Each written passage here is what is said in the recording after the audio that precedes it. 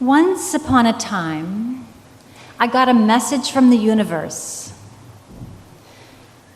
Now, I don't get too many messages from the universe. Sometimes I can't even figure out how to pick up my phone messages. But this message was very loud, and it came at 4 a.m. in the form of a tremendous crashing sound from my closet. This particular message was one that my husband had been trying to send me for years, but I managed to ignore it. But messages from the universe are not so easily dismissed. They aren't like text that you can just accidentally delete.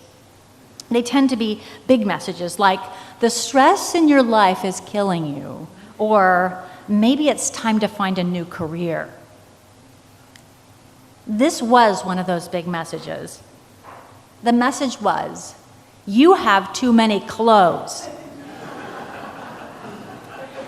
The stupendous weight of my clothes pulled the bracket holding the closet ride right out of the wall, and my beautiful wardrobe hit the floor. I was stunned. Hadn't I just gone through this closet and donated a whole bunch of stuff? How could this happen? The wardrobe purge I had just done had been the result of a class I was taking in seminary about stewardship, which we've been talking about. And in that class, we talked about how American consumerism hurts our pocketbooks. It hurts the environment, and it might even hurt our souls. We did an exercise where we pretended that our houses were on fire, and we had 10 minutes to grab our most precious possessions. I frankly had trouble thinking of anything that I would take except my wallets and the photographs of my family. The thought of carrying out armloads of clothing didn't even occur to me. And so I started to wonder, if my clothes don't mean that much to me, why do I have so many? I think this is a good question to ask ourselves. Let's face it, we spend a lot of money on stuff. Keep those Amazon packages coming, right? Compared to folks in other cultures, we are rampant consumers. We save less than our parents and grandparents do.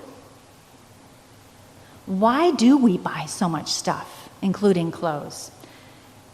In my case, I had to ask myself, how many dresses do I need? I thought about this as my husband fretted about the closet repair. Why do I have so many outfits? I know exactly why, because I want them. I see something on the rack in the store and I fall in love. My heart starts to pound as I look to see if they have the right size. I start to breathe heavily as I try it on. Look at me. Oh my God, I'm so professional, so cute, so trendy, so stylish, whatever. It's like magic. I'm transformed into someone new, and I like what I see. If I just had this outfit, I would be so happy. So good about myself. People would like me, they'd admire me. Each piece of clothing is a transformational opportunity. My spouse announced it was time for a pilgrimage to Home Depot. I felt so guilty about my clothes, I went with him, which I hate. We drove there and navigated carefully through the jammed parking lot, vying for spaces with a bunch of people who are also looking for transformational opportunities. We walked down aisles, towering with merchandise. And as usual, I began to feel overwhelmed by all those transformational opportunities I saw. Here is an opportunity to be transformed into a person with perfect kitchen countertops. How about an opportunity to be transformed into a person with hardwood floors? Or a person with a beautiful yard? I could be so happy. Luckily, my husband was on a mission. He just wanted to be transformed into a person who could hang up his few shirts in a closet that was supposedly half his. So he picked out some braces that looked like they could hold up a whole circus tent. and we headed for the cashier. And we managed to get out of the store and back home without any more transformation. And by the time we went to bed that night, my clothes were hanging up again. But this really wasn't the end of the story for me, because I was starting to want to understand my own wanting better. And I think I was kind of getting the message. It had to do with becoming someone improved, someone I liked better than the person I was without the item. And yet I had to ask myself, in the case of my wardrobe, had I actually become someone better once the outfit was in my possession? Had that happy feeling lasted past 1 or 2 washings? Even more importantly, what exactly was it about me that needed transforming? And how is real transformation accomplished? Can it be accomplished by buying things? Well, I started to think back to remember significant transformations in my life, and I thought of 3. And each of them had begun with wanting something and getting it, but that wasn't really the important part of how I'd been transformed. I had been transformed by the giving I did that happened after the wanting and the getting. For example, I wanted the security and comfort of a life partner, and I did get that. But what transformed me wasn't, the day we made vows to one another. It happened later in the giving, in the learning that I was capable of making sacrifices and working with my spouse to make a life together, a life that continues to become richer and more satisfying after 40 years. The second transformation had to do with my children. The wanting and getting of children wasn't particularly transformational for me, at least not permanently. It was later, in the giving, and the giving, and the giving, and the giving, and the giving, and the giving, that the transformation happened. After my children were born, I learned that I was stronger than I thought I was more patient than I thought I was, and I was capable of feeling more love than I ever dreamed I could. I learned I could put someone else's interests ahead of my own, and that I could be counted on. And most importantly, I learned that though I wasn't perfect, and I never would be perfect, I was loved and needed.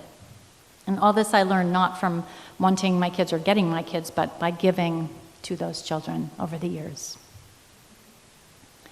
My path into ministry is a third example. In my previous life, as some of you know, I was a biochemist working at the UCLA School of Medicine.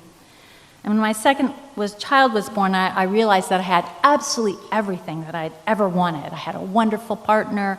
I had 2 delightful children, that's what I tell people, and the academic career I worked very hard for.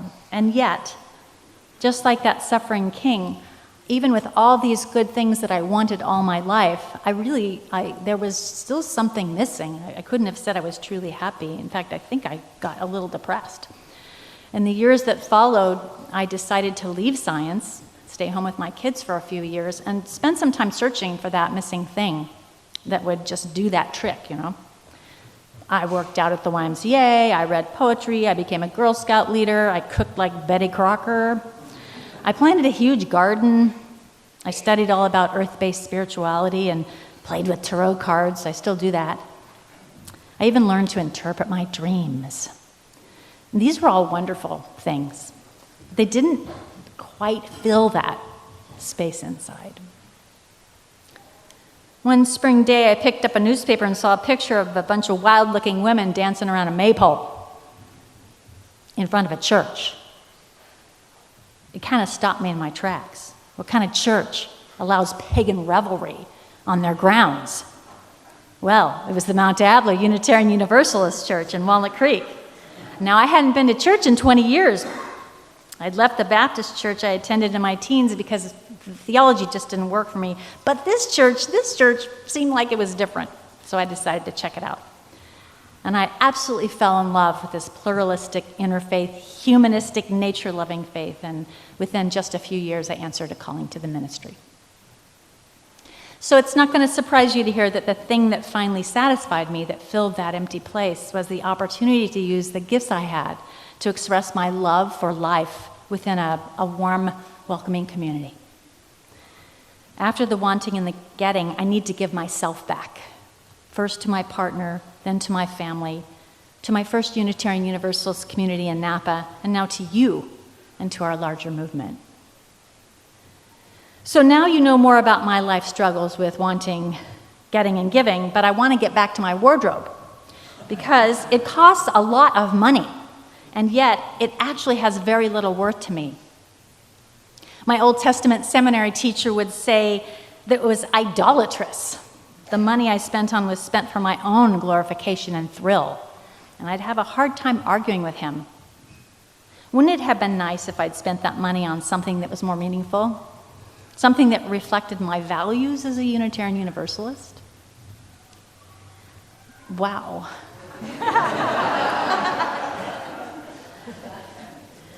I think it can be uncomfortable to talk about money. I'm feeling a little badly for our first-time visitors, and all you've been hearing is, "Give us your money!"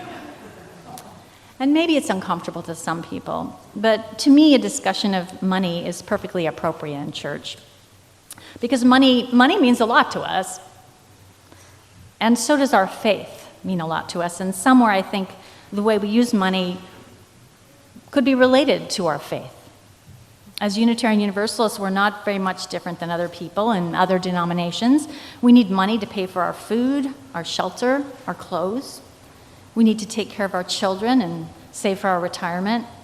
But we're different in two different ways. At least we were when I last did this research. Unitarian Universalists make more money than people in other denominations because we're very highly educated, a lot of us, and not all of us, and we tend to give less of it away as a percentage. And this worries me a little. All religions stress the importance of generosity. And after all my reflections of wanting and getting and giving, I started to wonder, are we hurting ourselves by not giving more? Are we missing a real transformational opportunity? Now, I know that there are people sitting in this room, there are a lot of people sitting in this room who do give to this church and other charities very generously, perhaps so generously that they have to make sacrifices in other areas of their lives. Maybe they want things, but they don't buy them because it's more important for them to be generous to the church. And here's what I want to know. What is it they're getting by giving that is so important to them? What am I missing out when I make a very comfortable pledge? And could I risk giving up something to find out? Well, my first impulse is to say absolutely not. I already give to the church, and I'm not about to deprive myself of something that I want because it feels uncomfortable not to have something that I want. Then I think back to this stewardship class and a conversation we had about our partner church in Transylvania. The partner churches in Transylvania tend to be much less resourced than we are here in the United States. So we talked about what it might feel like to invite a person from our partner church in Transylvania into our home. And I imagine showing them my closet bursting with clothes and my refrigerator stuffed with food and wine. And I imagine saying to them, "Oh, I'm sorry, I can't afford to help you feed and house your minister, or help you buy a cow so your children can have fresh milk. I can't afford to help because I need to buy myself a few more clothes so I can feel happy for a few days." And when I imagine that scenario, I feel way worse than passing on an outfit. And I understand that wanting and getting things doesn't really transform me at all, things. In fact, I suspect that wanting and getting things might be preventing me from being the person I want to be. So who is that person, the one I want to be? And one way to find out is to ask myself, how do I want to be remembered? I can see the obituary now. Loving daughter, wife, mother, and minister. She was a snappy dresser. I would much rather read that my lifelong commitment to giving reflected the love that I felt for life and for Unitarian Universalism. I hope that others will be inspired when they read that I tithe 10% of my income to the Napa Church, which I did. I want people to know that I left part of my estate to the Unitarian Universalist Association. I don't want to leave a legacy for my children of the idea of wanting and having wasn't enough for me, and I know it won't be enough for them. Having said all that noble and inspiring stuff, I want to acknowledge that not everyone in this room has lots and lots of discretionary money to give away. If you are a person who struggles to pay your rent, feed your family, keep a roof over your heads, I don't want you to feel pressured to give money to this church. It's not even appropriate. No one wants you to give away money that you need to survive. But if this isn't the case for you, I'd like you to think about some questions when you're considering what you'll pledge to the church this year, such as, what are they doing up there? I'm like, hurry up and finish. They're going to tear the building down. Here's the questions. What things do you own, and what do those things really mean to you? Do you have so many things you can't fit them all into your house? How much more do you think you will need to buy to be happy? How much do you value your faith and this community? And if I looked at your checkbook, would it accurately reflect your faith and your principles, the things you love most? Who is that person you want to be? Who is that person you want to be, and how do they spend their time and their money? And are you ready to be transformed into that person? I want to end by saying that the message I received from the universe turned out to be a message of hope. The message was, you have enough to make a difference. And if I can make a difference, together we Unitarian Universalists can make a big difference. I believe that we are willing to look carefully at our lives and give as generously as we can be transformed into the movement, the people, and the congregation that we dream of being now and 100 years from now. We can bring our life-affirming vision of love and justice into this community and into a world that right now desperately needs it. That's my hope, that's my dream, and it's worth more than anything I could ever own or buy. And so I hope you'll think about it. May it be so.